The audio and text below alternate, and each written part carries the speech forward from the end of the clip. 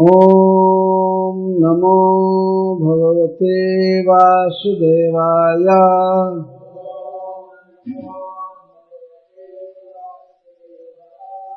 गोप्या ऊचुः न खलु गोपिका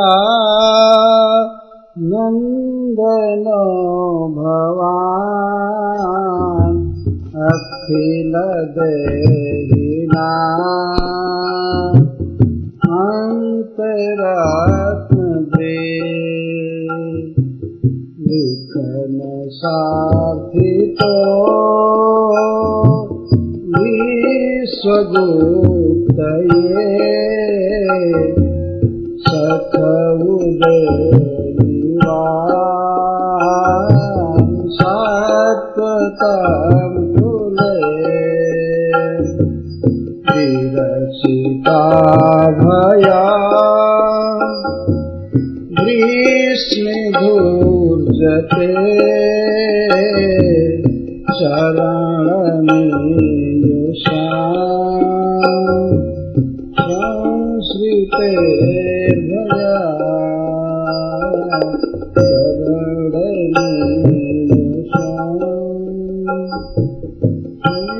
संश्रिते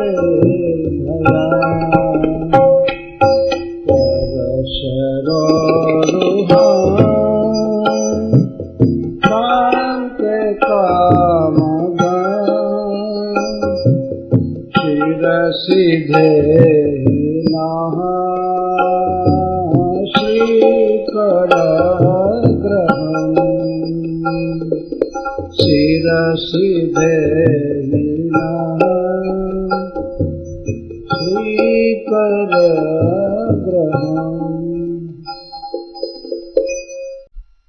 न खलु गोपिका नंदनो भवान् अखिल देहिना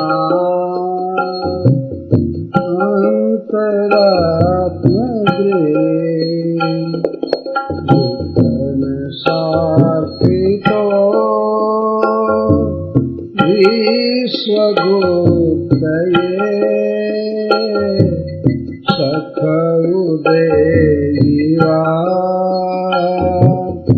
सात्वतान्कुले। अयि शश्वत असमीक्ष्य भाषिण्यो गोपाल्य तिष्ठत सर्वानंद कंदो नंद नंदनो अहम स्त्री बध पातकी विश्वासघाती च जुष्माभिर्निर्धारित तद इतो निश्चित्य रहसि क्वचिद एवं स्थास्यामि यथा जन्म मध्ये सकृदपि मद्दर्शनं न प्राप्स्यथ इति तदीय भीषणोक्ति आशंक्य अनुतप्ता तम प्रसादयितुं स्तुवन्ति नीति। जब श्री गोपीजनों ने यह कहा आप हमारा वध कर रहे हैं अपने नेत्र से, पहले रक्षा करके क्या किए, क्यों जिलाए कि इस समय वध कर रहे हैं मन्मथ को प्रेरित करके। गोपियों को तत्काल भावांतर में ये आशंका हुई कि श्री कृष्ण हमारी कटुक्ति से कुपित हो गए हैं। श्री कृष्ण ने कहा, गोपियां मन में सोच रही हैं, कृष्ण कहे अयि शश्वत असमीक्ष भाषिण्य, इसमें से कहते ठाकुर कहते हरि सदा बिना विचार के बोलने वाली गोपाल्य है, पशुओं का पालन करने वाले, तुम्हें उनको बुद्धि नहीं है। गोपाल्य गोपाल का स्त्रीलिंग है, गोपालियम। तुम लोग सदा ऐसे ही बोला करती हो, कभी सोचती नहीं हो मैं सर्वानंद कंद हूँ, सबको आनंद देने वाला हूँ, सभी प्रकार के आनंद का निधान हूँ। नंद नंदन, मैं नंद नंदन हूँ, नंद महाराज का पुत्र हूँ।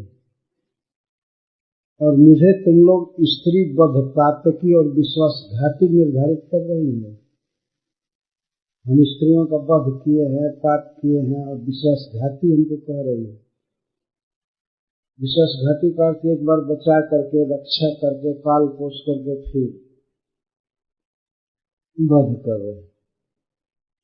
इसका मतलब हमको तुम लोग कसाई मान रही हो।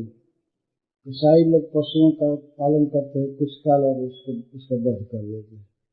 मैं विश्वासघाती हूँ और मैं स्त्री वध का पातकी हूँ। तो ठहरो ठहरो, मैं इस स्थान से ऐसे जगह पर चला जाऊंगा कि जिंदगी भर भेंट नहीं होगी हमसे। तब गोपियां इस बात की आशंका करके श्री कृष्ण की स्तुति करती है। नहीं प्रियतम, आप ऐसे महान हैं, ये हैं वो हैं, हमसे गलती हो गई आपके विषय में, हमने कुछ भी कहा केवल स्तुति के लिए। वास्तविकता ये नहीं कि गोपियों के मन में भावना है कि श्री कृष्ण परमेश्वर हैं और ब्रह्मा जी की प्रार्थना से इस जगत की रक्षा करने के लिए अवतरित हुए। ऐसा उनके मन में नहीं था, लेकिन कृष्ण को तुष्ट करके प्रकट करने के लिए उनकी स्तुति कर रहे हैं। न खलु गोपिका नंदनो भवान अखिल देहिना अंतरात्म गृह देखन सार्थिको विश्वगोत्रये सखउदेवान सात्वतां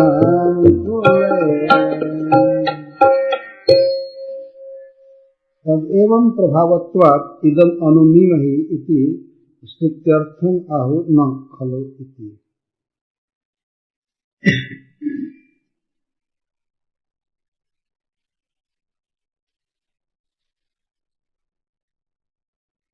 हे सखे भवान खलु निश्चितं गोपिका नंदनः न भवति।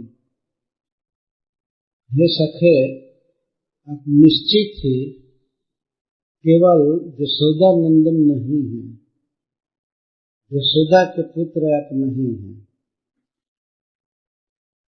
भाव केवल आप यशोदा के पुत्र मात्र नहीं है, आपका वास्तविक स्वरूप क्या है हम लोगों ने सुना है। आप वास्तव में बहुत महान पुरुष हैं, महान हैं सब तरह। एक प्रकार से करें आप साक्षात भगवान हैं। ऐसे हमने भांगरी मुनि के मुख से और पूर्णमासी जी के और गर्गाचार्य के वाक्यों को परंपरा से सुने हैं कि आप साधारण व्यक्ति नहीं हैं, आप साक्षात भगवान हैं। न खलु गोपी न खलु भवान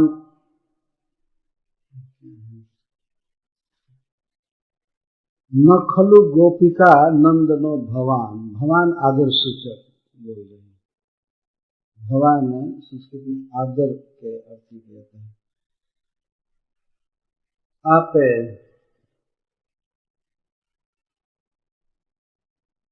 केवल गोपिका नंदन ही नहीं हैं, अथवा आप गोपिका नंदन नहीं हैं।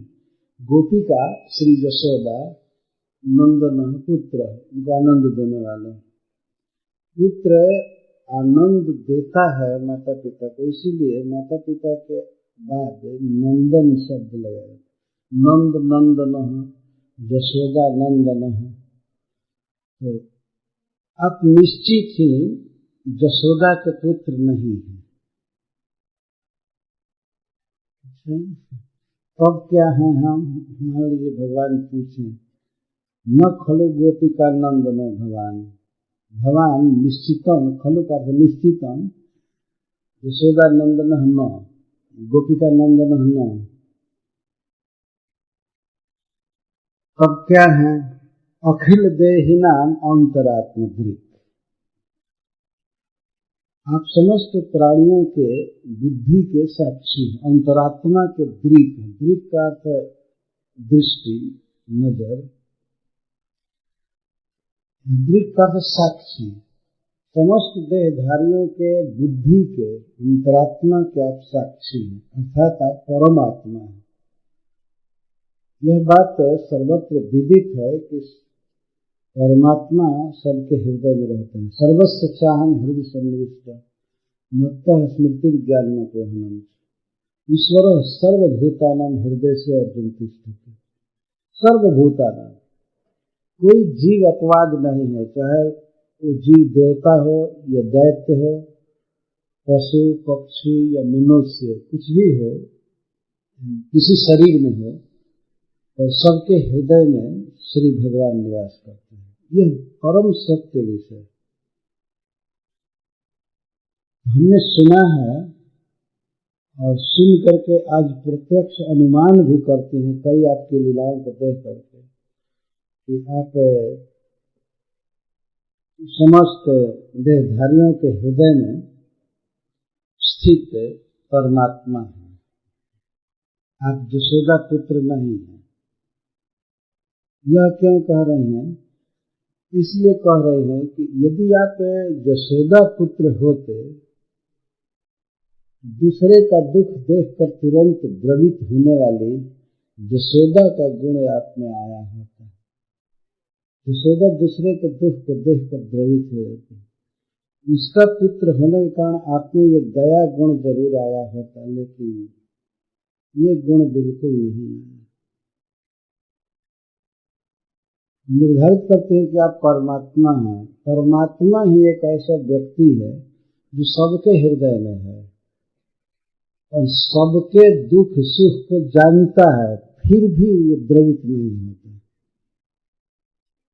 असंग भाव से परमात्मा सबके हृदय में रहता है, जानता है सब कुछ। ये व्यक्ति रो रहा है, कलप रहा है, विलाप कर रहा है, लेकिन बस साक्षी मात्र देखता है। आपके इस निर्दयता गुण को देख करके हम नाम करते हैं, विश्वास हो गया कि आप यशोदा के पुत्र नहीं हैं, आप साक्षात भगवान हैं, परमात्मा हैं, सबके हृदय में। अब समझ में आ रहा है ये जो ऋषि लोग, भंगरी ऋषि आदि जो बात कहते हैं बिल्कुल ठीक है।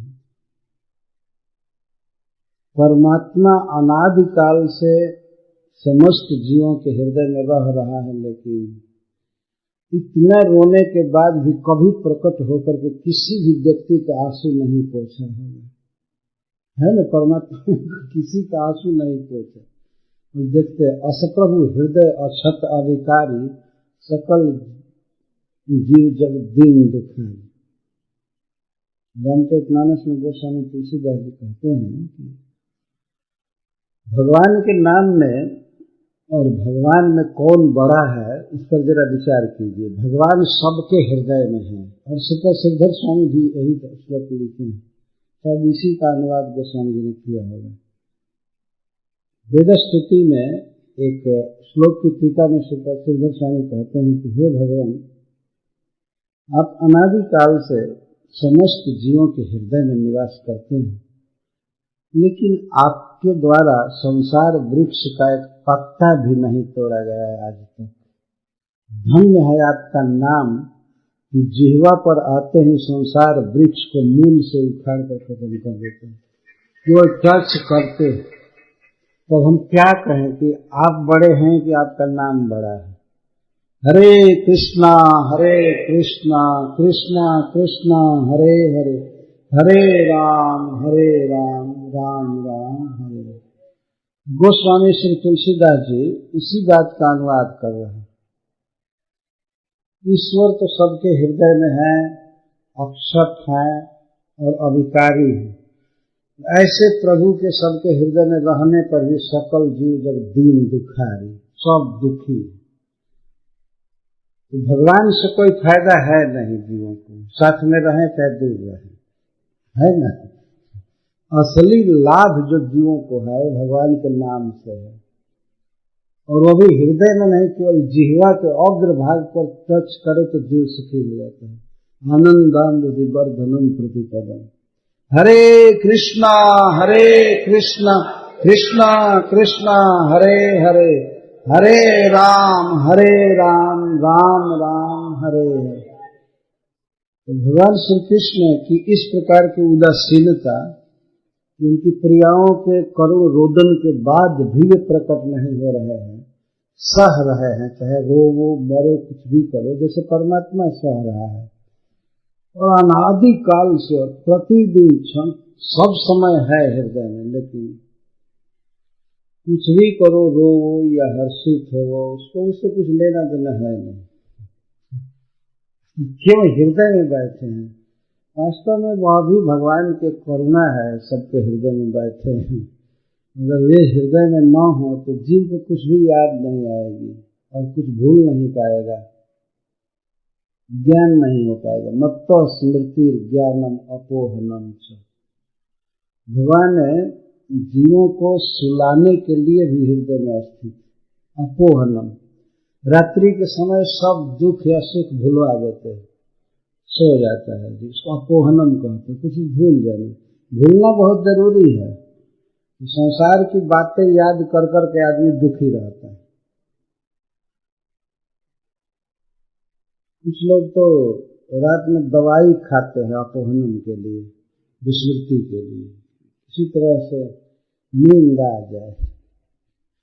वास्तव में भगवान नींद देते हैं प्रत्येक जीव को, ये अलग अलग, ये कहीं भगवान उसके हृदय में विराजते हैं। ऐसा नहीं कि एक जगह संस्थित होकर के सबके हृदय में स्मृति संचार कर दें। यह भगवान की दया है, करुणा है कि वे जीव का साथ कभी नहीं छोड़ते, सबके हृदय में रहते। परमात्मा के असंगता और उदासीनता को, उदासीनता आदि गुण को व्यक्त करने, जैसे परमात्मा भगवान उदासीन है सबके हृदय में, न उनके सुख से या दुख से उनको कुछ लेना है, कुछ भी विकार नहीं है। इसी तरह से हे सखे, सखे संबोधन में कहें कि हे सखे, इसका भी एक भाव है, बाद में बताया जाएगा। हे सखे, क्या कहें, आप भी सखा नहीं हैं। भूल से हम लोगों ने आपको अपना सखा माना, प्रिय माना, कि अंततः पता चल गया कि आप असंग परमात्मा हैं। हम लोगों से आप प्रेम कर नहीं पाएंगे। आपका जो वास्तविक गुण है वो प्रकट हो रहा है। इतना दुख विलाप के बाद भी आप पिघले नहीं, आप परमात्मा है। तो भगवान श्री कृष्ण कहते हैं, क्या परमात्मा किसी के नेत्र गोचर होता है? आज तक हुआ है किसी के नेत्र गोचर? हृदय नहीं रहता है। तो वो जो भगवान नेत्र गोचर होते हैं तो बैकुंठ से आते हैं। इनके कहने का आशय, भगवान के कहने का आशय है। तो जो परमात्मा सबके हृदय में रहता है, क्या कभी किसी के सामने प्रकट हुआ है, नेत्र गोचर हुआ है? तो यदि मैं परमात्मा हूं तो नेत्र गोचर कैसे हूं? किसी की आंखों के सामने कैसे हूं? इंद्रियों का विषय कैसे है? गोपियां कहती है कि विखन सार्थितो, विखन सा श्री ब्रह्मणा अर्थित। हमने सुना है कि श्री ब्रह्मा जी ने प्रार्थना किया आपसे, आपके अवतार के लिए, प्रकट होने के लिए। तो ब्रह्मा जी की प्रार्थना से आप विश्वगुप्त, इस विश्व के जीवों की रक्षा के लिए अवतार लिए हैं। कहाँ? जदुकुल में। विखन सार्थितो विश्वगुप्त सखौ उदयवान सात्वताम कुल है। सात्वत जादवों में एक कुल विशेष है, अवांतर कुल।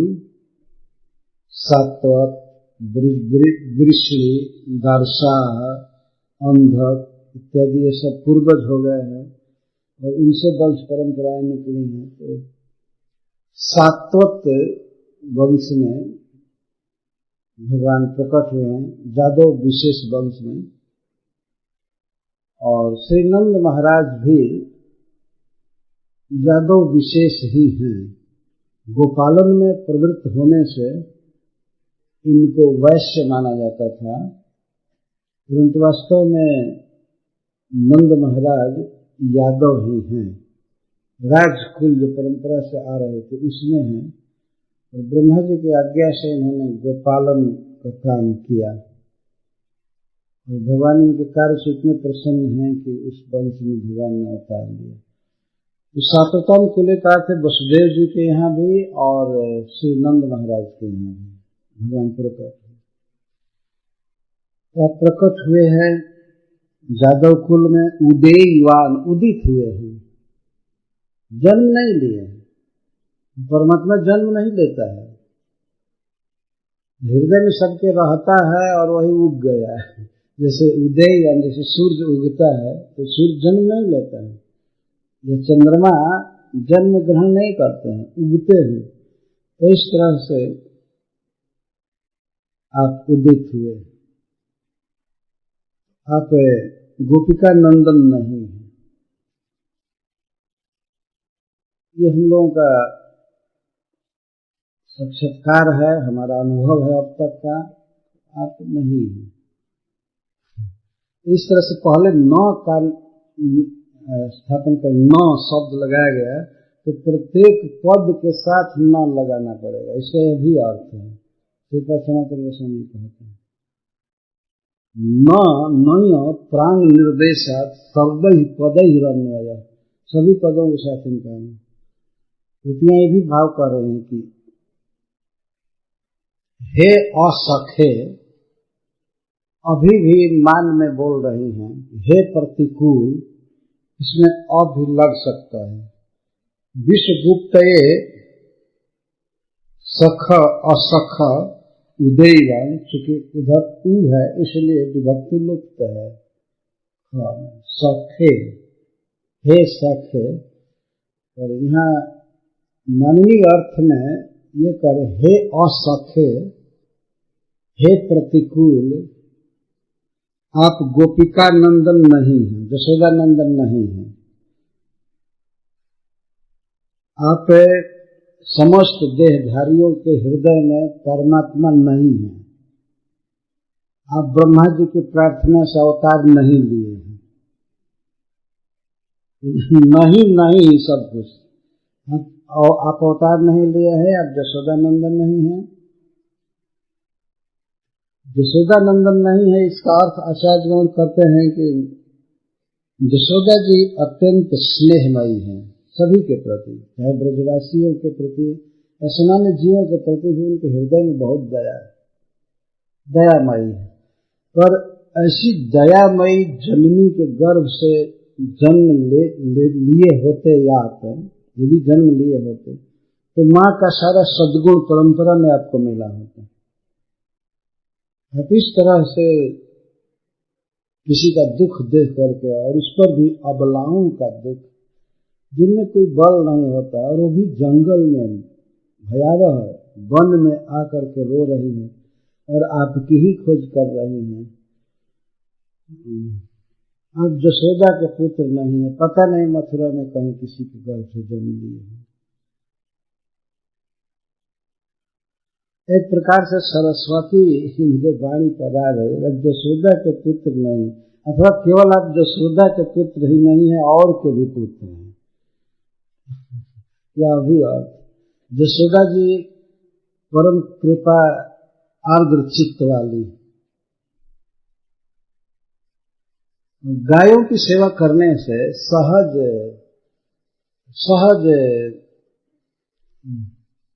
सीधापन जीवन हो जाता है।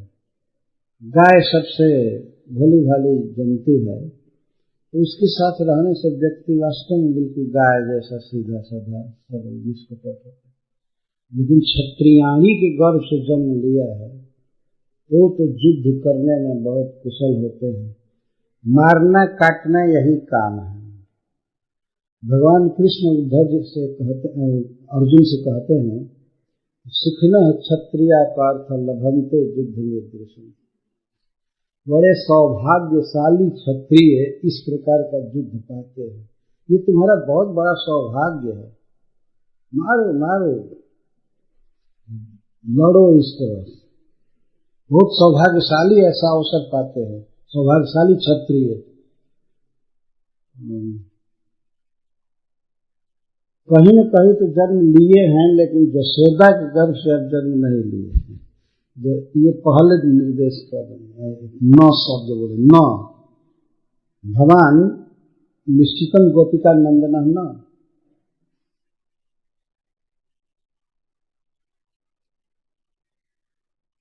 हो सकता है किसी क्षत्रियाणी के गर्भ से जन्म लिया हो, देवकी के गर्भ से जन्म लिया, ये नहीं कह रहे हैं, लेकिन ऐसा ध्वनित हो रहा है। नहीं, कहीं जन्म लिए ही नहीं है। आप साक्षात परमात्मा हैं और उसी कठोर स्वभाव के साथ आप प्रकट हुए हैं। ब्रह्मा जी की प्रार्थना से आप प्रकट हुए हैं तो विश्व की मुक्ति के लिए, विश्वस्थित समस्त जीवों की रक्षा के लिए। तो आप स्पेशल हम लोगों की क्यों रक्षा करेंगे? सबकी रक्षा समान रूप से कर देंगे। न शब्द पहले लगाया गया है, तो इस पर सनातन गोस्वामी कहते हैं सभी पदों के साथ न लगाना पड़ेगा। कुपित होकर के कहते हैं कि आप परमात्मा नहीं हैं, आप यशोदानंदन नहीं हैं, ब्रह्मा जी से आपने प्रार्थना बिल्कुल नहीं किया है, आप अवतार नहीं लिए हैं, आप कुछ नहीं हैं। ये परिवर्तन है, लेकिन वास्तव में इस पद का जो सार्थक अर्थ होगा खूब अच्छा।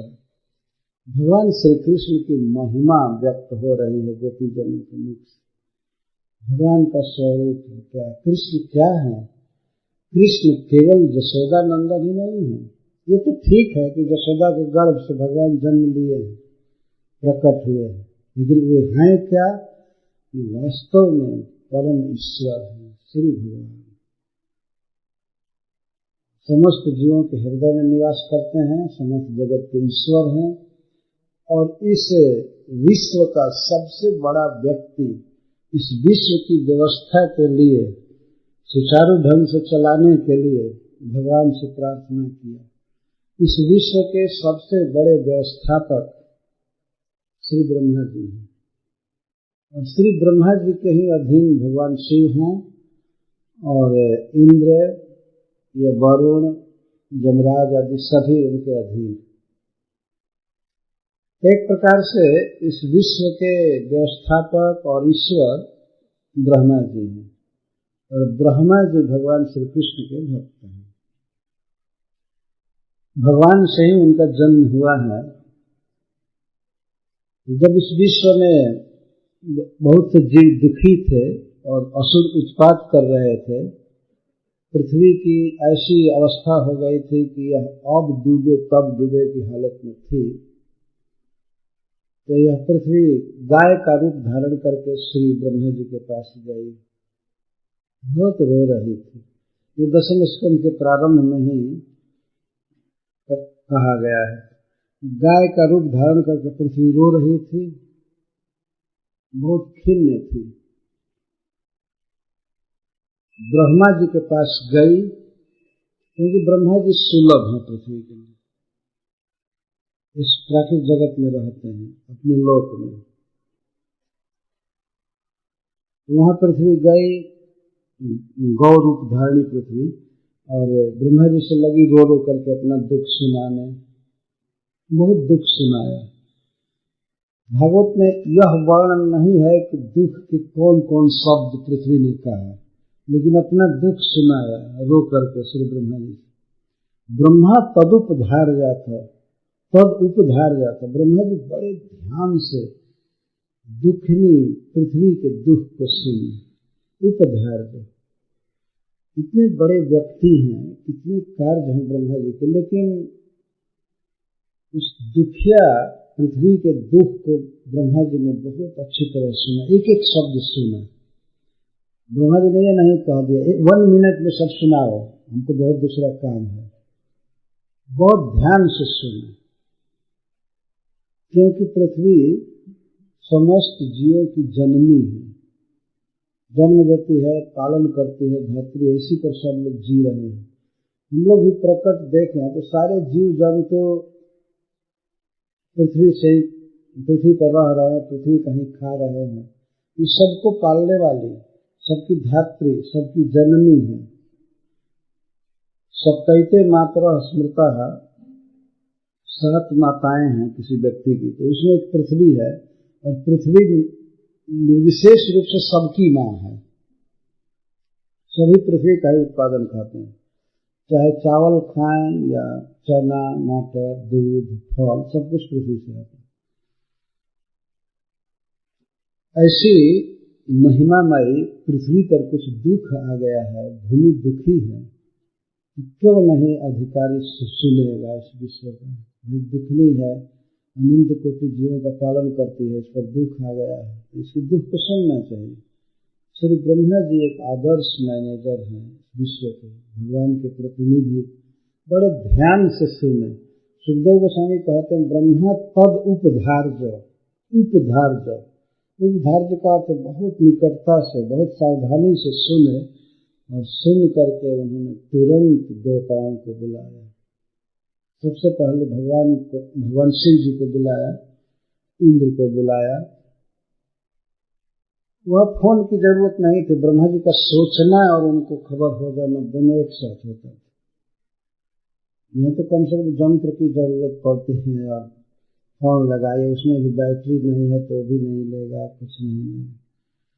ब्रह्मा जी तुरंत बुलाए समस्त देवताओं। ये नहीं सोचना चाहिए कि वो दूत भेजे, ये किए वो किए। बहुत फाइन व्यवस्था है स्वर्ग में और ब्रह्मलोक में, सब कुछ जिसकी कल्पना भी आजकल के वैज्ञानिक नहीं कर सकते। उन्होंने बुलाया, तुरंत 1 सेकंड के भीतर शिव जी आ गए, भगवान इंद्र आए, और जितने भी लोकपाल हैं, इस विश्व के व्यवस्थापक हैं, सब आए। और ब्रह्मा जी ने पृथ्वी के दुख को अपने मुख से बताया, ये दुख है, ये दुख है, ये दुख है, क्या किया जाए। वास्तव में वे करने के लिए नहीं बताए, वे ब्रह्मा जी इसलिए बताए कि आप सब लोग अपना अपना काम धंधा छोड़कर चलिए भगवान से प्रार्थना किया जाए। भगवान से हम लोग प्रार्थना करें कि भगवान इस पृथ्वी पर अवतार ले, और अवतार लेकर के इसका भारी बोझ दूर करे, सुखी करे, अपने चरण विन्यास से पृथ्वी को सुखी करे। ये भगवान तब पिघलेंगे जब हम लोग जा करके कीर्तन करेंगे। चलिए सब लोग, ब्रह्मा जी गए और शिव जी गए और इंद्रादि सारे देवता गए, पृथ्वी भी गई। ये क्षीर समुद्र के अंदर नहीं जा सकते थे श्वेतद्वीप में भगवान के पास, तो क्षीर समुद्र के तट पर ही उपवास करके, कुछ भी खाना पीना नहीं, कोई पानी नहीं, अन्न नहीं, कुछ भी नहीं, वहाँ तो अन्न चलता भी नहीं है स्वर्ग में, केवल लिक्विड पीते, अमृत पीते हैं देवता लोग। उपवास किए और भगवान से प्रार्थना किए। विशिष्ट रूप से श्री ब्रह्मा जी तत्र गत्वा जगन्नाथम देव देवम वृषा कपिल पुरुषम पुरुष सुक्त नवतस्थे समाहिता, उपतस्थ भगवान की आराधना किए। बिना खाए पिए जो जप किया जाता है, पाठ किया जाता है, उसका विशेष महत्व है। कई बार भागवत में किसी व्रत का वर्णन है तो कहा गया है कि प्रातःकालीन भोजन के पहले इसको करना चाहिए।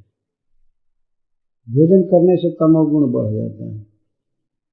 तो ब्रह्मादि देवता तो सदा के लिए भोजन छोड़ दी, जब तक भगवान कुछ कहेंगे नहीं तब तक के लिए भोजन और नींद दोनों छोड़ दी। सब प्रार्थना करने लगे भगवान से, और ब्रह्मा जी पुरुष सूक्त का जप कर रहे थे, उसके साथ सारे देवता जप करने लगे। तो इसके बाद ब्रह्मा जी ध्यानस्थ हो गए, समाधि लग गई, और समाधि में श्री भगवान ने इनसे कुछ कहा, ब्रह्मा जी मैं प्रकट होने वाला हूँ, पहले से ही मुझे पृथ्वी के दुख का पता है, पहले से इस विज्ञापन के पूर्व ही मुझे सब कुछ पता है कि पृथ्वी इस तरह से दुखी है और मैं पृथ्वी पर अवतार लेने के लिए निश्चय कर चुका हूँ। वसुदेव जी की भार्या देवकी के गर्भ से मैं जन्म लूंगा और जन्म लेकर इस समस्त भूमि के भार को दूर करूंगा, आप लोग चिंता मत कीजिए। और ब्रह्मा जी को भगवान ने कहा कि आप देवताओं को आदेश दीजिए कि वे मेरी लीला में सहायक के रूप में जगदों में जन्म लें और उनकी स्त्रियां मेरी प्रिया रुक्मिणी राधिका आदि की सेवा करने के लिए वे स्त्री के रूप में, गोपियों के रूप में या जादव स्त्रियों के रूप में जन्म लें। स्त्रियां भी अपने अंश से जन्म लें, देवता भी सब जन्म लें। भगवान सौभाग्य दे रहे थे देवताओं को अपने लीला में रहने के लिए। तो ब्रह्मा जी ने देवताओं को समझाया कि श्री भगवान ने समाधि में हमसे ये कहा है, आप सब लोग जादव कुल में अवतार लीजिए, आपकी स्त्रियां भी अवतार लें, भगवान प्रकट होने वाले हैं वसुदेव जी के यहाँ। यह आश्वासन दे करके और पृथ्वी को समझा करके ब्रह्मा जी विदा कर दिए। ये प्रसंग ऐसा लग रहा है और स्वाभाविक है कि गोपों के यहाँ भी और जादवों के यहाँ या किसी भी व्यक्ति के यहाँ ये सब कथाएं चलती थी। भगवान श्री कृष्ण श्री भगवान है, ये बिल्कुल छिपी हुई बात नहीं है पृथ्वी पर। उसी समय जब भगवान ने अवतार लेने से पहले ही ये बात कही तो इस बात का ही प्रचार हो गया, विष्णु अवतार लेने वाले। यहाँ तक कौन शादी को भी पता था, कौन शादी ये सब सुने थे। सुनने के बाद भी देवकी और वसुदेव जी के विवाह के दिन प्रकट हो गया कि अब तो जल्दी ही जन्म लेने वाले हैं।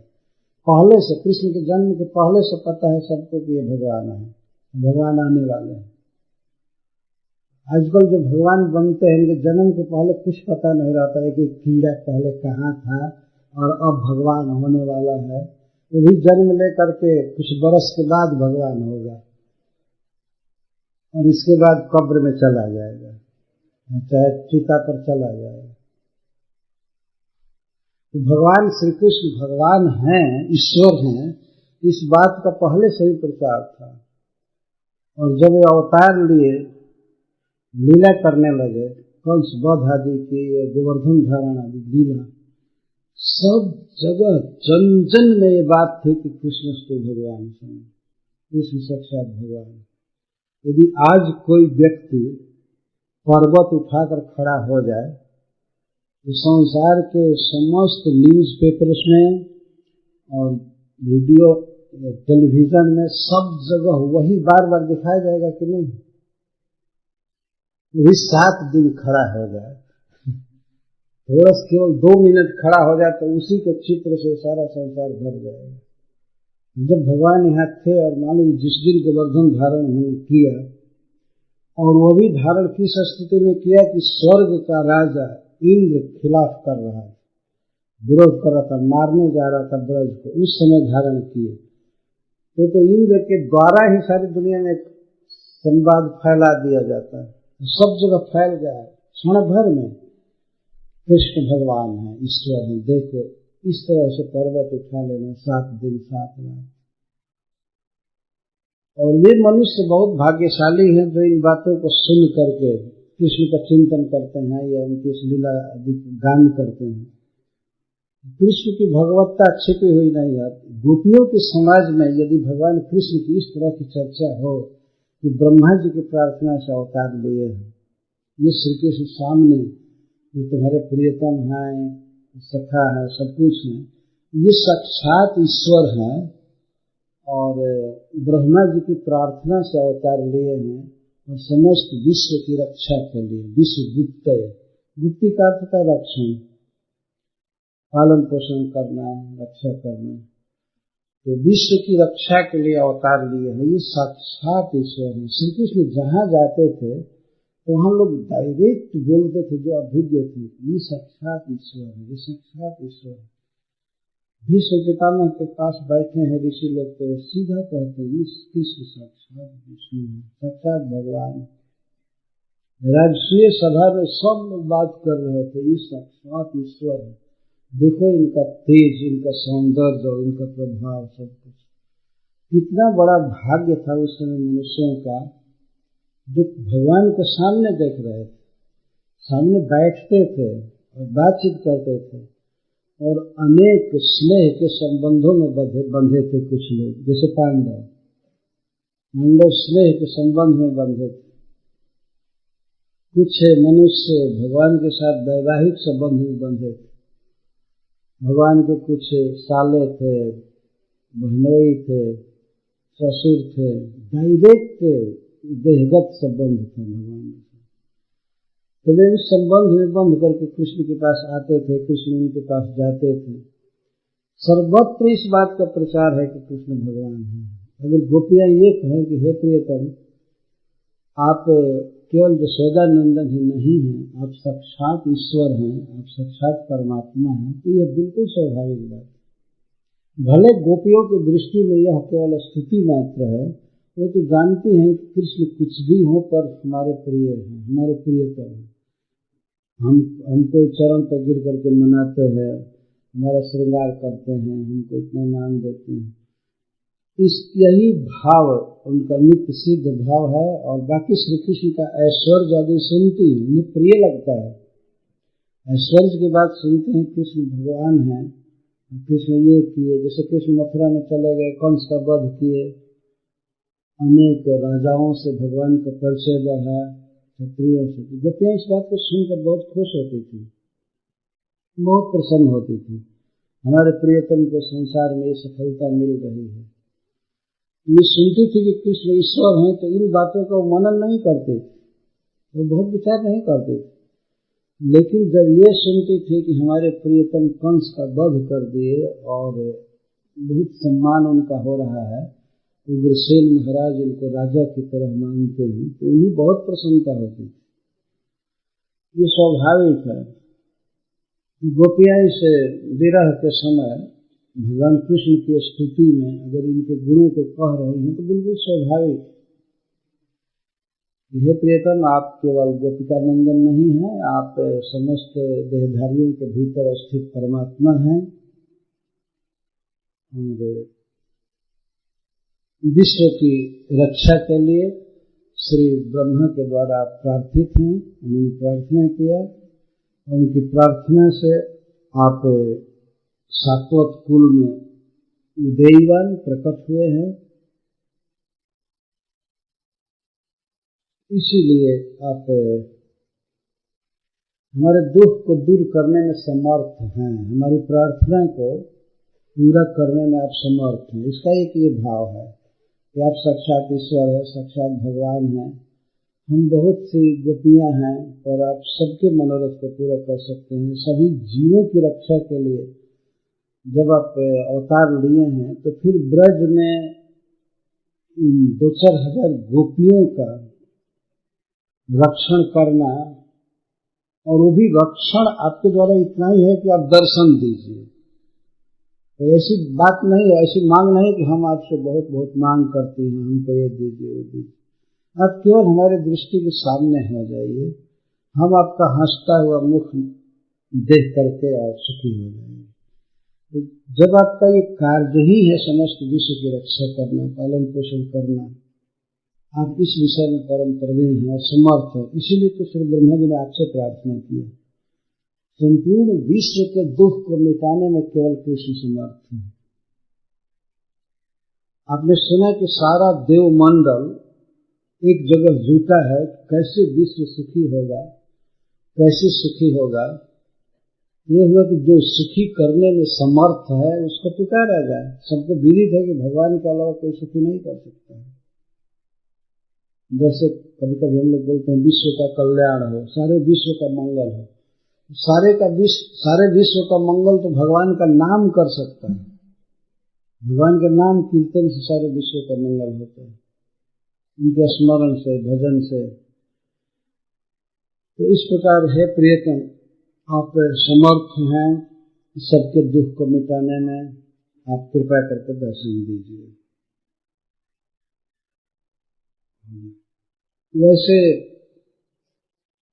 प्रारंभ में ही कहा गया कि गोपियों के वाक्य के अर्थ को श्याम सुंदर जानते हैं, जो दूसरा कोई व्यक्ति समर्थ नहीं है जानने में।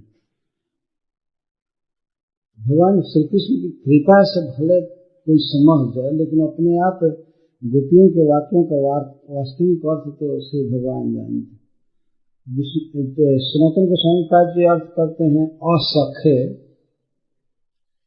अ को रह करके, असखे हे प्रतिकूल, हे दुख, और सखा वो है जो सुख दे, आनंद। लेकिन आप तो जब से आपसे संबंध हुआ तब से केवल दुख ही दे रहे हैं।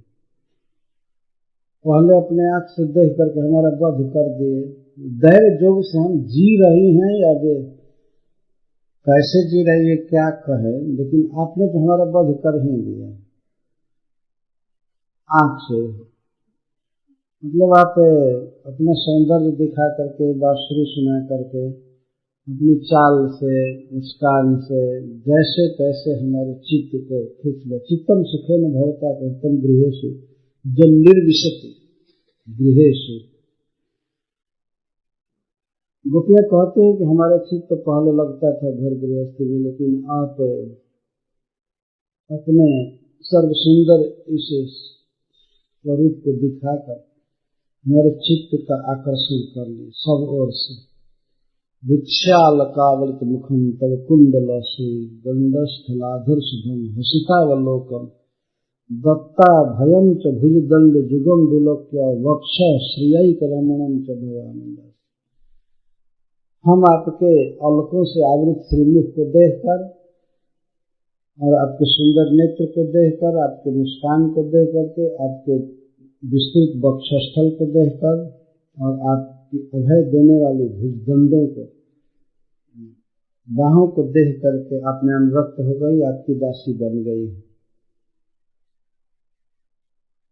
इस प्रकार गोपियों का जो भगवान के साथ संबंध है बिल्कुल स्वाभाविक, बिल्कुल स्वाभाविक। भगवान श्री कृष्ण एक हैं, पर उनमें रस वैचित्र्य अनेक है। कोई भी जीव अपने भावों के अनुसार ही भगवान में लगता है। जैसा जिसका भाव है उस भाव से भगवान को पाता है। जाके रही भावना जैसी प्रभु मूरत देखी तिन तैसी। जैसे कंस के रंगशाला में श्री कृष्ण प्रवेश किए श्री बलराम जी के साथ, तो है वास्तव में एक कहीं, लेकिन जैसे जैसे भाव था कृष्ण के प्रति जिसका, वो लोग ऐसे ही देख रहे थे। 9 प्रकार के भाव वाले लोग बैठे थे, स्त्री और पुरुष, और अपने अपने भाव के अनुसार कृष्ण उनको दिखाई दे रहे थे। सबसे पहले मल्ला नाम असलीर निर्णाम निर्वरो स्त्री नाम स्मरो मूर्तिमान। जब पहलवानों ने देखा, वास्तव में वहां पहलवानों का ही दंगल होने वाला था, कुश्ती होने वाली थी, और प्लान था कि कृष्ण बलराम को मल्ल क्रीड़ा के बहाने मार देना, जैसे मर्म स्थान में घुसा मार देना, या जैसे तैसे मर्म जनता न समझे। लेकिन वो रंगशाला का निर्माण और उसका उद्देश्य यही था, इसी के लिए किया गया था, कृष्ण बलराम को मारना। और ठीक कंस के योजना के अनुसार समय पर बिल्कुल कृष्ण बलराम पहुंच गए। लेकिन भगवान चूंकि लीला पुरुषोत्तम है, तो आते आते हाथी को मार करके आए, और हाथी का दांत दोनों, एक एक दांत दोनों भाई ले लिए थे। पश्चिमी काछे थे। शहर में जैसे लोग सभ्य लोग वस्त्र पहनते हैं, ऐसे नहीं पहने थे। हाथी को जब मारना था तो भगवान श्री कृष्ण अपना परिकर बांधे, कमर में धोती को बांधे और पश्चिमी काछ लिए, हाथी को मारे, दांत उखाड़े, एक दांत दे दिए बलराम जी को और एक दांत वो ले करके चले गए। टप टप खून टपक रहा था, हाथी दांत में भी बह रहा था, बहा था खून, और कृष्ण के देह पर भी था।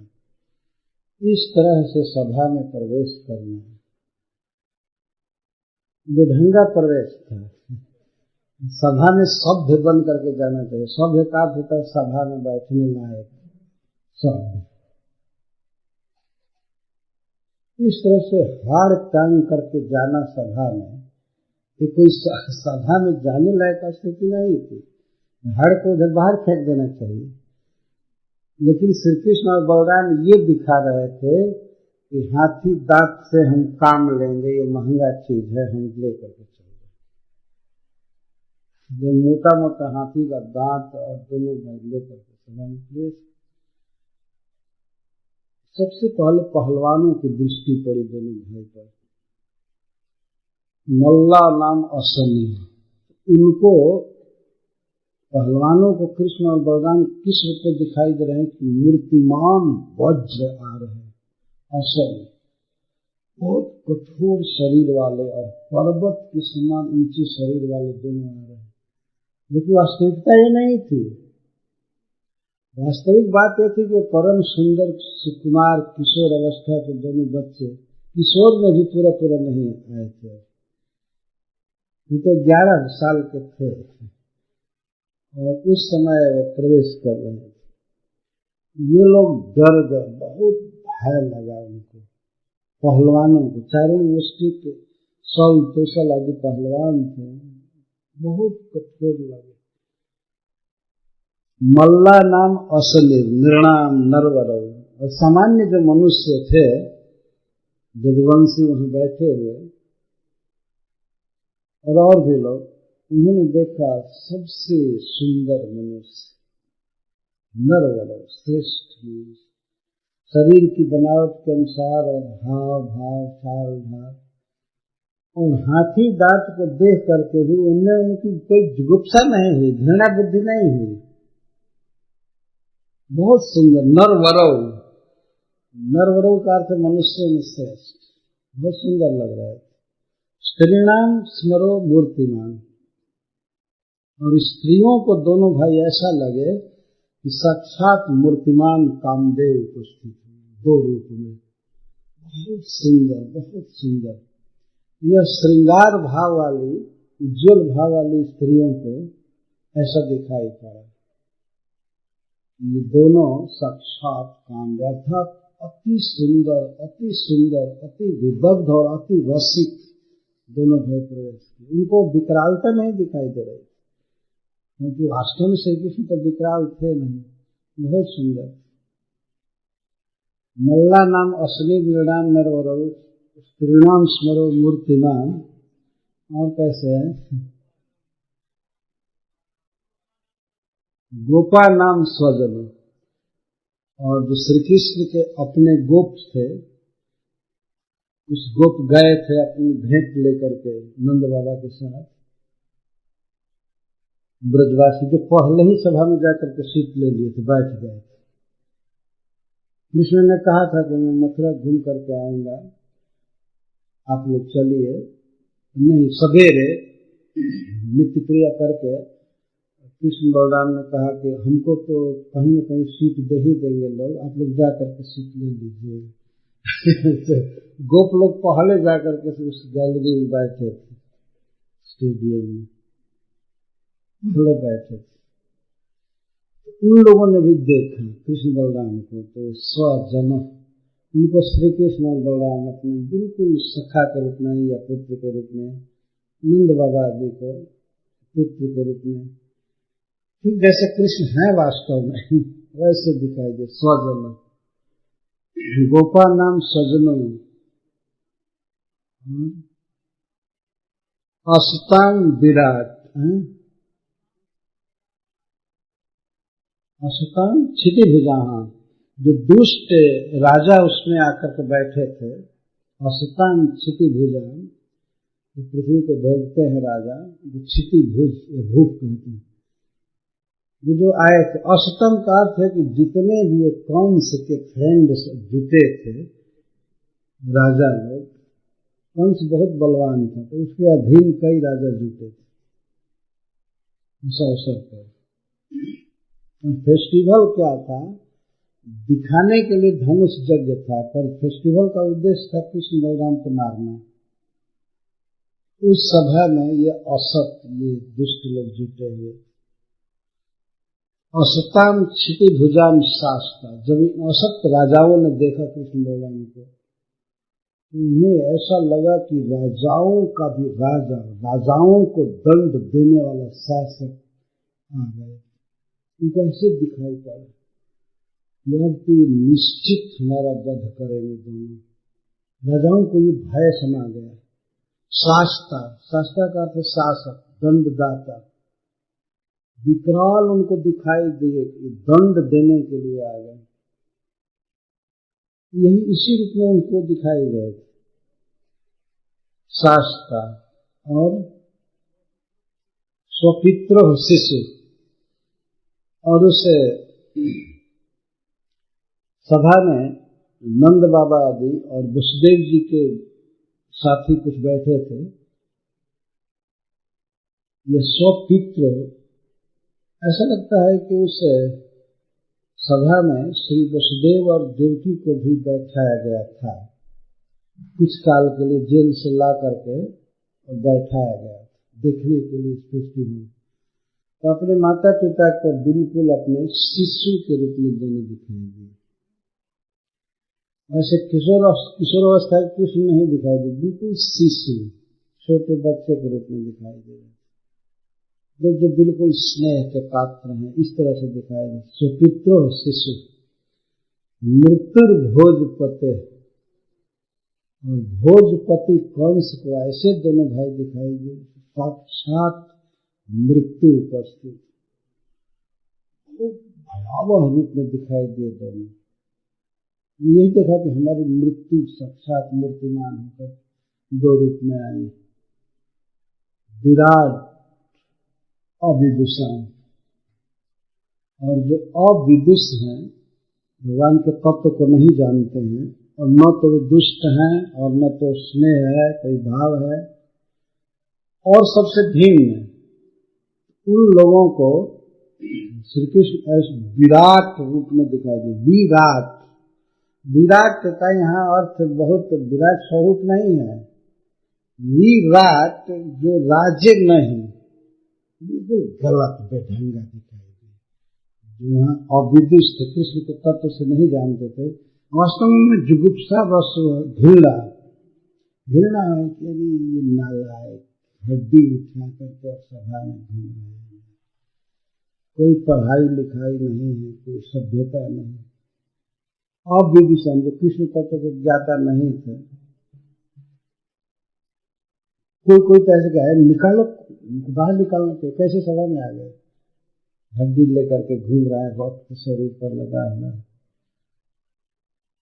तो अविदुषाम, उनको विराट, विराट राट के विराजने के विपरीत शब्द है विराट, उनको अच्छा रहेगा, बेढंगा लगे तो नहीं। मृत्यु भोज पत्ते विराट अविदुषाम तत्वम परम योगिनाम, और जो योगी हैं, योगी जन उस सभा में बैठे थे, जो भगवान से जुड़े हुए हैं, तो उनको परम तत्व के रूप में दोनों भाई दिखाई दिए। कृष्णा किंतु परम तत्व हम न जाने,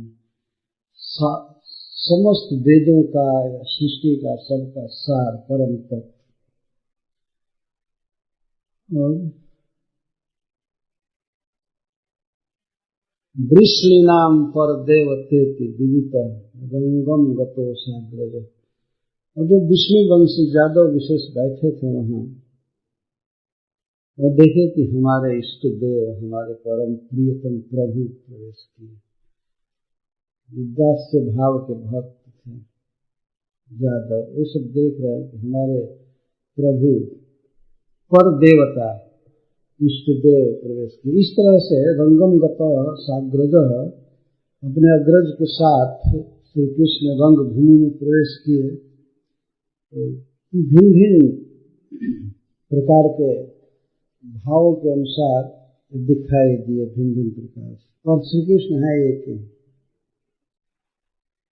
इस प्रकार श्री गोपियों के लिए श्री कृष्ण परम मनोहर श्याम सुंदर हैं, पर श्री कृष्ण की अनेक विशेषताओं को, उनके ऐश्वर्य को, कृपालुता आदि को सुनती थी। और इस समय विरह के समय उसी की स्फुरना हो रही है, महिमा स्मरण आ रही है कि प्रियतम श्याम सुंदर हमको अपनी प्रिया के रूप में स्वीकार किए, ये इनकी महानता है। उसी को कह रहे कि आप तो साक्षात ईश्वर है, ये है वो है। तो फिर भगवान कहेंगे तब हमारे प्रति इस तरह की कटुक्ति क्यों बोली कि आप हमारा वध किए हैं, ये किए हैं। गोपियां कहती हैं सख है, आप ही तो हमें सख्य रस सिंधु में निमज्जित किए हैं, आप ही कृपा करके हमको अपनी प्रिया माने, हमारे साथ सख्य किए। हे सखे, हमारे द्वारा कोई भी दुर्व्यवहार हुआ हो, हमने कुछ भी गलत बोला हो कि आप स्त्री वध पातकी हैं, आप विश्वासघाती हैं, तो इसके लिए हम आपसे क्षमा मांग रहे हैं। हे प्रियतम, आप शीघ्र प्रकट हो जाइए। इस प्रकार इस प्रार्थना का यह सार है। पर इस श्लोक के द्वारा श्री कृष्ण की महिमा व्यक्त हो रही है। आज के युग में ऐसे श्लोक की ही व्याख्या करनी चाहिए। श्री कृष्ण वास्तव में श्री भगवान हैं और ब्रह्मा जी की प्रार्थना से अवतार लिए हैं। सबसे बड़े व्यक्ति ने जब अपील किया बार बार और अन्य समस्त बड़े लोगों के साथ मिल करके, तब श्री कृष्ण प्रकट हुए हैं।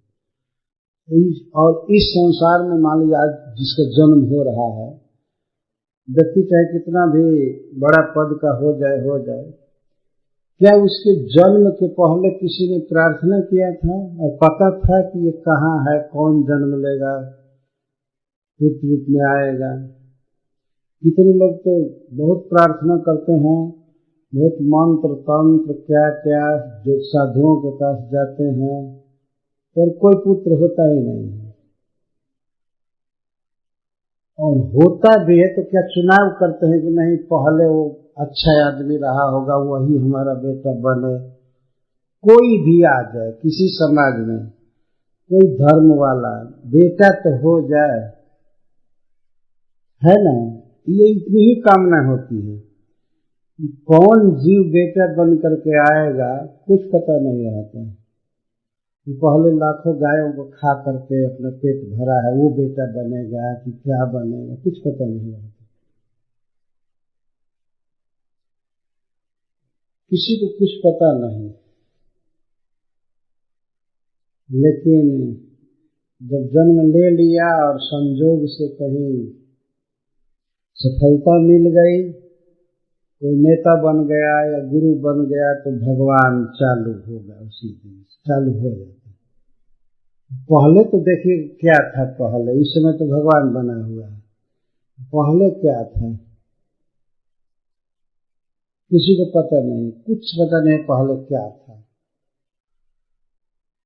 और आगे क्या होगा यह भी पता नहीं है। मतलब शरीर छोड़ने के बाद क्या रहेगा ये भी पता नहीं। श्री कृष्ण अनादिकाल से ईश्वर हैं, संप्रति भी हैं और भविष्य में भी रहेंगे अनंत काल के लिए।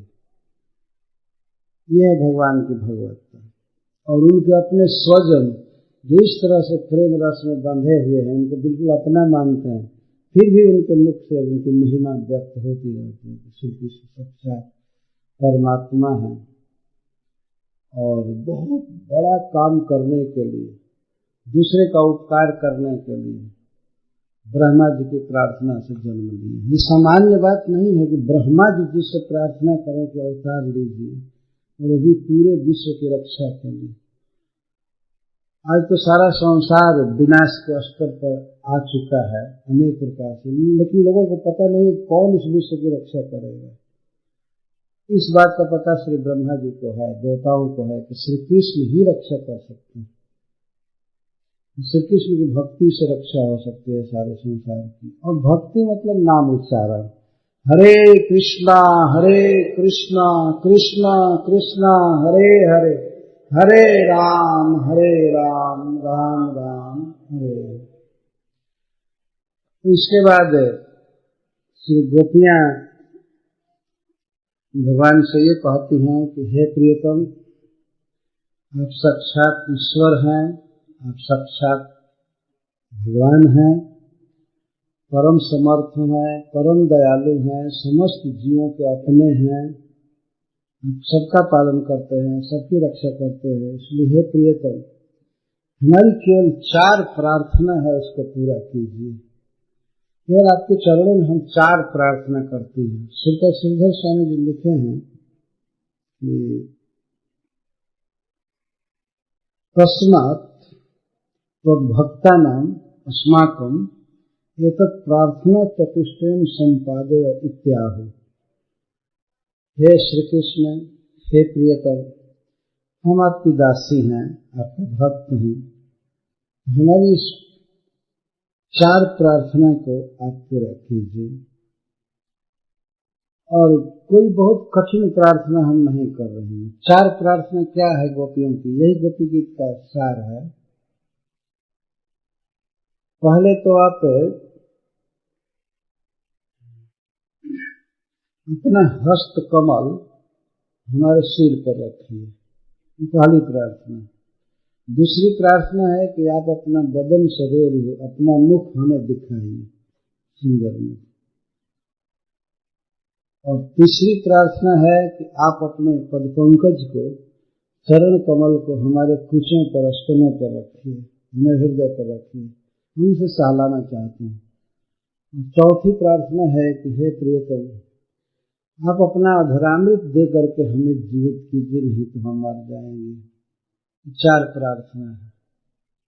चारों प्रार्थना में सार यही है कि आप हमारे पास आ जाइए, आप वन में भ्रमण मत कीजिए, आपके चरणों में बहुत दुख हो रहा है। श्रीपद श्रीधर स्वामी जी कहते हैं तावत एक प्रार्थना चतुष्टयम संपादय, 4 प्रार्थना है। इस 4 प्रार्थना को हम लोग अभी गाएंगे, जैसे गोपी ने गाया है। इसके बाद व्याख्या की जाएगी। पहले प्रार्थना तस्मात् स्वभक्तानाम् अस्माकं एतत् प्रार्थना चतुष्टयं संपादय इति आहु। विरचिता भयम इत्यादि चतुर्वी। 4 श्लोकों में श्री गोपीगण 4 प्रार्थना व्यक्त कर रही हैं और प्रियतम श्याम सुंदर से कहते हैं कि हे प्रियतम, हमारी 4 प्रार्थना को पूरी कीजिए।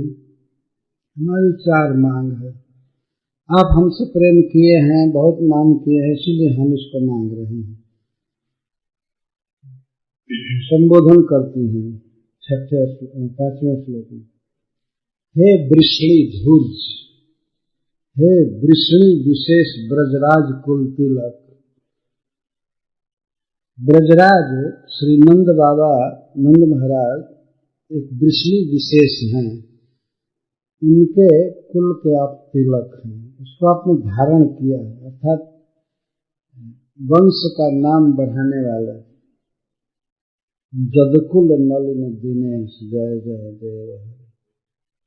हे निजकुल कमल प्रभाकर, हे कांत, हे प्रिय, संस्कृते संसारात् भयात् ते तव चरणम ईशान शरणम प्राप्तानां प्राणिनां विरचिता भयम विरचितम दत्तम अभयम तत् कामदम अभीष्टदम श्री करग्रहम श्रियः लक्ष्म्या करम गृह्णाति इति तथा तत् एवं भूतम तव कर सरोरुहम करकमलम नः अस्माकं शिरसि धेहि अर्पय।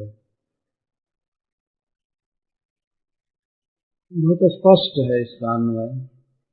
हे वृष्णिधूर्ज, हे वृष्णि वंश वृष्णि कुल तिलक, हे कांत, हे परम प्रियतम, संस्कृति के भय से, जन्म मरण रूप दुख परंपरा के भय से जो आपके चरणों की शरण लेते हैं,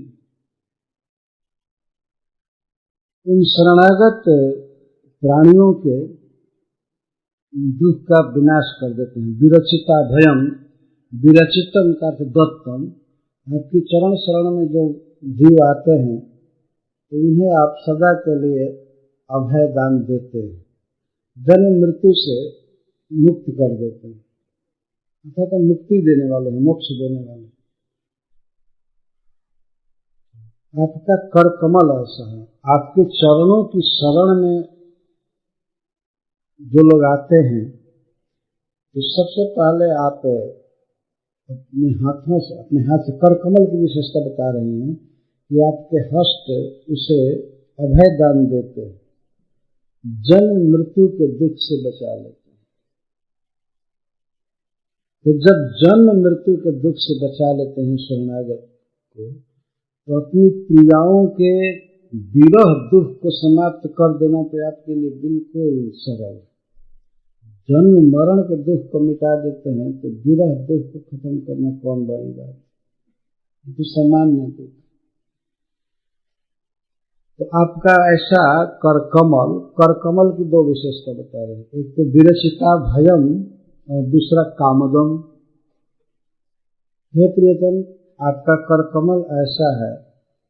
कर कमल से तात्पर्य पूरा श्री कृष्ण समझना चाहिए हमेशा, परंतु फिर भी अंग विशेष से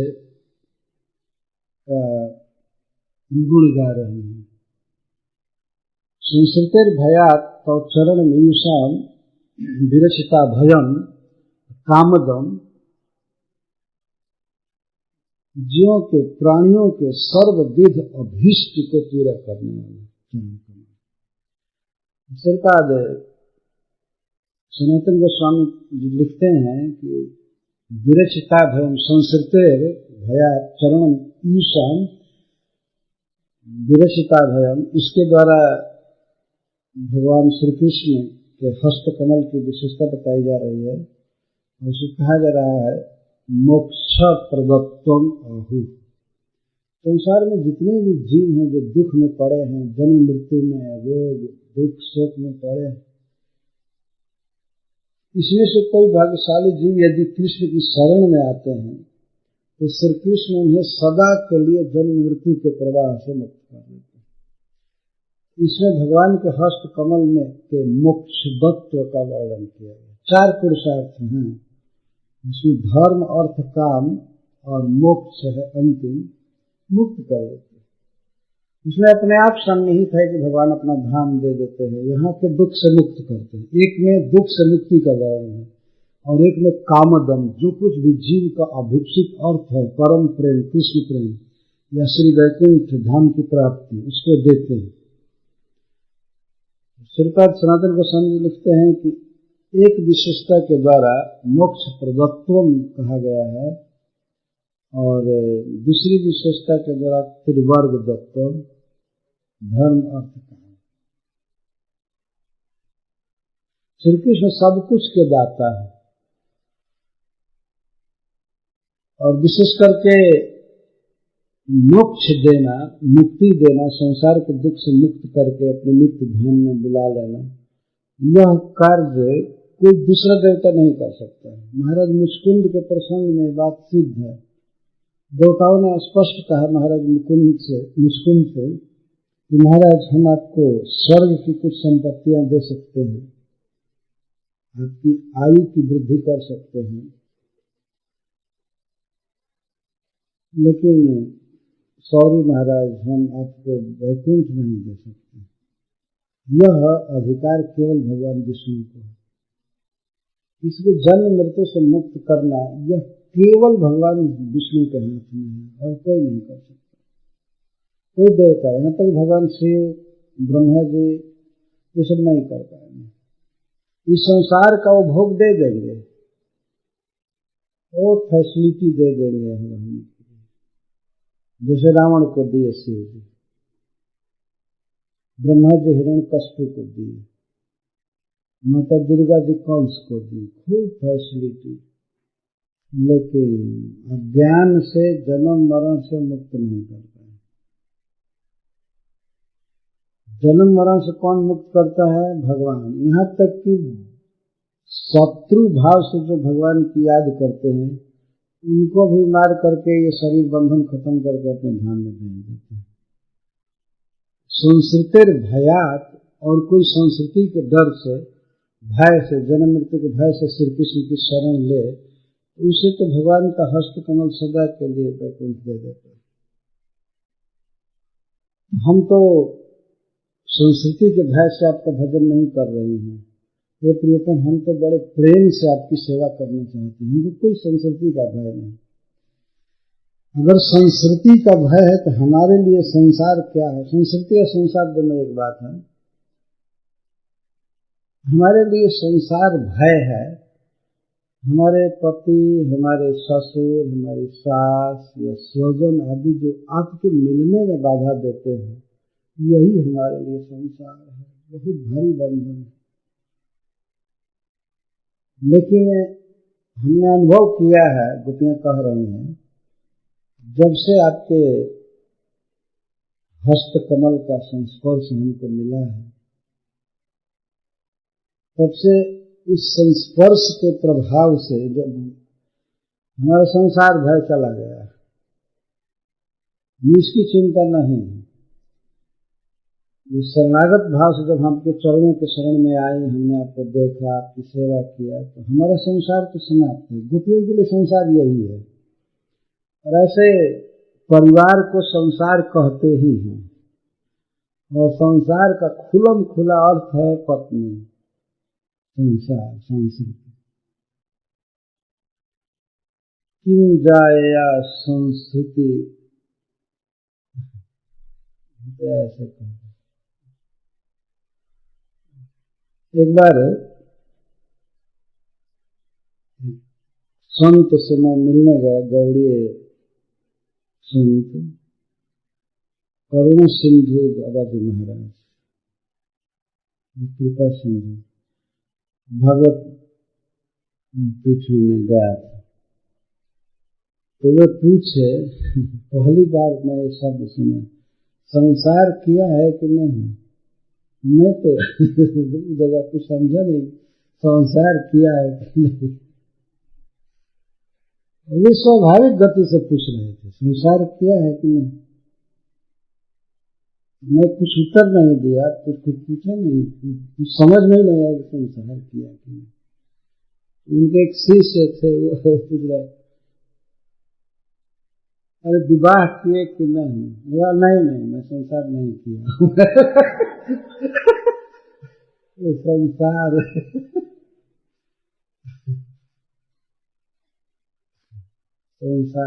संसार संसरती थी। संसार जो संसरती, एक दशा में न रहे, उसको संसार कहा गया।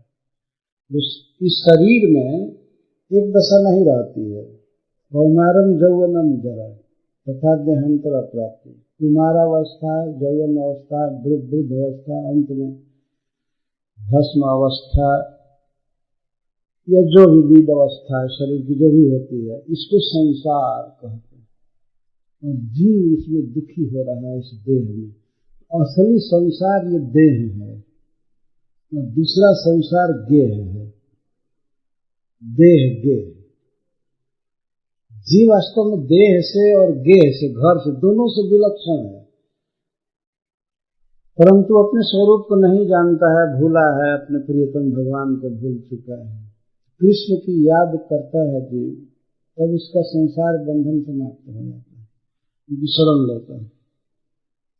ऐसे भी संसार में देखा जाता है कि जब कोई व्यक्ति किसी की शरण लेता है, तो शरण कहाँ लेता है?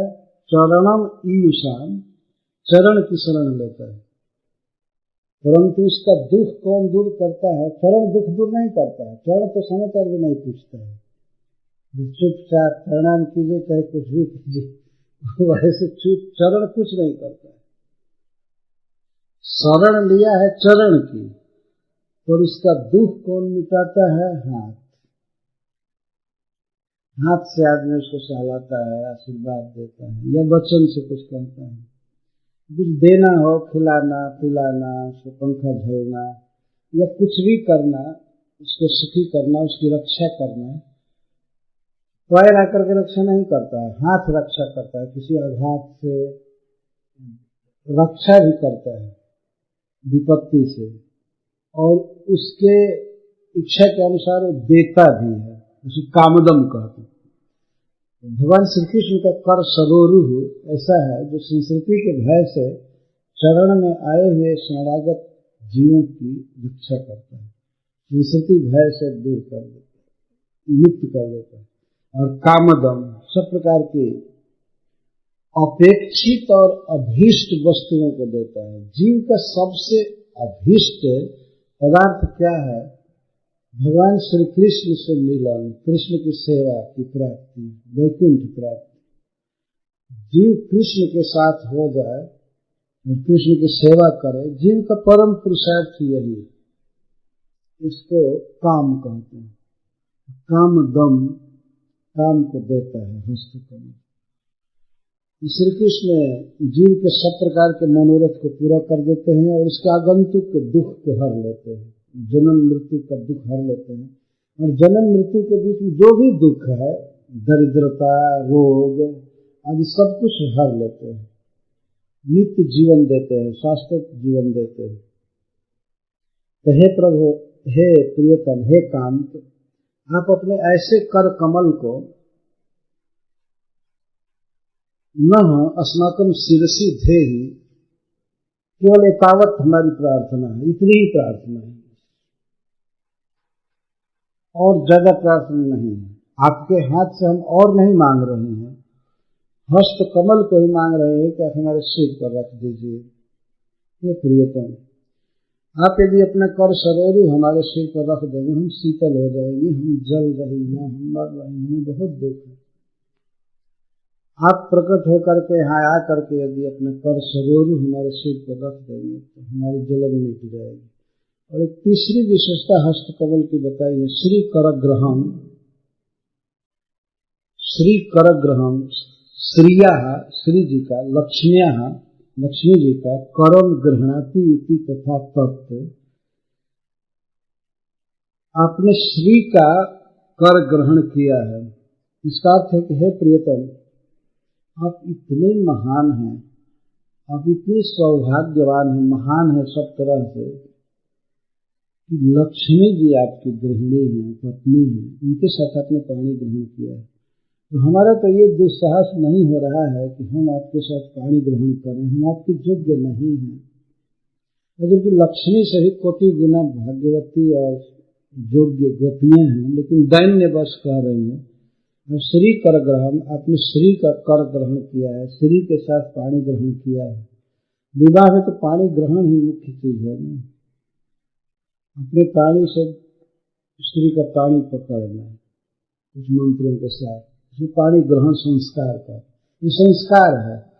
संस्कार इसलिए इसको कहते हैं कि एक स्त्री का जब पानी ग्रहण किए, हाथ पकड़े, उसके अलावा संसार की सारी स्त्रियां या तो पुत्री हुई या मां हो गई, किसी के साथ कोई प्रकार का दूषित विचार नहीं, व्यवहार नहीं, तो इसको संस्कार कहा गया। और वास्तव में अपनी पत्नी से संतुष्ट रहना, इसको धर्म कहा गया है। गीता में भगवान कहते हैं, धर्मा विरुद्धो भूतेषु कामोऽस्मि भरतर्षभ। हे भरत ऋषभ अर्जुन, भूतेषु जो प्राणियों में धर्म के अविरुद्ध काम है, काम वासना है, वो मेरा स्वरूप है। मैं काम हूं, मैं काम वासना के रूप में हूं, यदि वह धर्म के अविरुद्ध है, अनुकूल है। तो इसका अर्थ है कि अपनी पत्नी से कोई व्यक्ति संतान प्राप्ति के लिए संबंध रख रहा है और उसमें काम आ रहा है केवल पुत्र प्राप्ति के लिए, और उचित देश में, उचित काल में, उचित परिस्थिति में वह पत्नी के साथ संग करना चाहता है, वह धर्म के अनुकूल वह संग है, तो साक्षात मैं हूं। इतना पवित्र संबंध है, मैं खोल करके कहना भगवान के मुख, वह मेरा स्वरूप है। इसीलिए हमारे भारतीय संस्कृति में ये बात कही गई है कि विवाह एक संस्कार है, जीव को शुद्ध करने के लिए किया जा रहा है। वह एक धारा में हो जाए नियोजित ढंग से और वह भगवत पथ पर चले, भगवान की भक्ति करे चले, लेकिन अपने अधिकार के अनुसार अपने ट्रैक पर चले, ये संस्कार है। श्री के साथ है भगवान ने पाणी ग्रहण संबंध किया। तो श्री जी इस विश्व की सबसे श्रेष्ठ महिला है। केवल इस प्राकृत जगत में नहीं, अप्राकृत जगत में भी श्री जी सबसे श्रेष्ठ है। इस सबसे महान महिमा वाली स्त्री जिसकी पत्नी है, वह व्यक्ति कितना महान होगा कि श्री जी उसको अपने पति के रूप में बनाई। श्री जी ने सबका तिरस्कार करके, सबको छांट करके भगवान को अपना पति बनाया है। यह अभी अभी कथा जमुना नगर में कहने का अवसर मुझे मिला था। श्री जी का विवाह समुद्र मंथन, किस तरह से वे भूत भविष्य वर्तमान में हुए बड़े बड़े लोगों में दोष निकाल रहे हैं, बिल्कुल निर्दोष और सर्व सद्गुण मंडित केवल विष्णु। तो उनके गले में वरमाला डाला श्री जी ने, तो श्री भगवान ने उनके साथ विवाह किया। उनका कर्म, हे प्रियतम, हे काम, उसी कर सरोरुह को न शिरसी धेहि, न बहुवचन में है, न अस्माकम, न तुम मम, एक वचन में नहीं, अस्माकम बहुवचन में, हमारे मस्तक पर रखिए धे, और शिरस सिर एक वचन में है। बहुवचन में कह रहे हो अपने को, तो सिर एक वचन क्यों कहें? गोपियों ने ये सोचा कि प्रियतम यदि इतनी गोपियों के सिर पर हाथ बारी बारी से रखेंगे तो उनको बहुत देर होगी, बहुत देर होगी। तो वो कह रहे हैं कि यदि हम लोगों में से प्रधान श्री वृषभानु नंदिनी के मस्तक पर आप हाथ रख देंगे तो हम मान लेंगे कि हम सबको आपने स्वीकार किया, हम इतने से प्रसन्न हो जाएंगे। शिरसी एक वचन है। यह भगवान ने मानो कहा है, ठीक है मैं रखूंगा, लेकिन मैं केवल एक बार रखूंगा, इतना मैं क्या बारी बारी से सकता हूँ, फिर थक जाऊंगा। शिरसी धे ही। विष्णु चक्रवर्ती का जी बहुत रसिक के भाव से बोलते हैं कि क्यों सिर पर रखें, आपके वक्षस्थल पर रखने की मेरे हाथों में भी भिक्षा रहती, इच्छा रहती है रखने की, आपके कुछ पर आपके स्तन पर ही रखूंगा, इसमें क्या हर्ज है? तो कहते नहीं, आप हमारे वक्षस्थल पर नहीं रख सकते, क्योंकि श्री कर ग्रहण, आपके कर को श्री जी ने पकड़ा है। आप जब श्री के वक्षस्थल पर अपना हाथ रखना चाहते हैं तो अपने दोनों हाथ से श्री ने आपका हाथ पकड़कर वर्जित किया। श्री कर ग्रहण, श्री ने आपके कर को पकड़ा है। यहाँ से श्री से तात्पर्य यदि राधा रानी को इस श्लोक से बाधित करेंगे, बाध करेंगे, तो श्री का अर्थ राधा रानी हुआ है, उन्हीं को श्री कहते हैं। श्री जी मंदिर, श्री जी बरसाने में रहते हैं, श्री श्री श्री, तो श्री का अर्थ राधा रानी ही हुआ।